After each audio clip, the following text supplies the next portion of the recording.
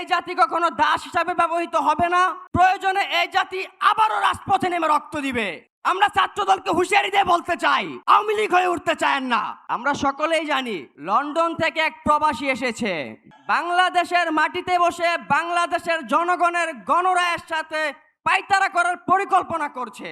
তারা ভেবেছে গণভোটের গণরায়কে গলা টিপে হত্যা করে এই জাতিকে তারা দাসের মতো ব্যবহার করবে, কিন্তু তারা ভুলে গেছে এই জাতি কখনো দাসের মতো ব্যবহৃত হওয়ার জন্য প্রস্তুত নয়।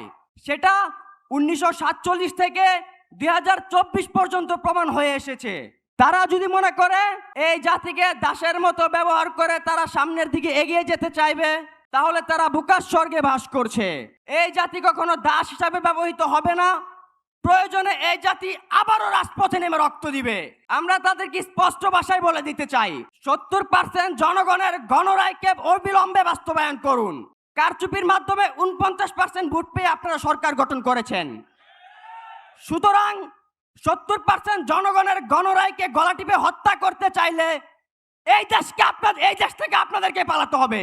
5 আগস্টের আগে ছাত্রলীগ যেমন ক্যাম্পাসগুলোতে অস্ত্র হাতে নিয়ে সন্ত্রাসী কার্যক্রম বাস্তবায়ন করেছিল, ঠিক একই কায়দায় গত 2 দিন ধরে ছাত্রদল সেটা করে যাচ্ছে।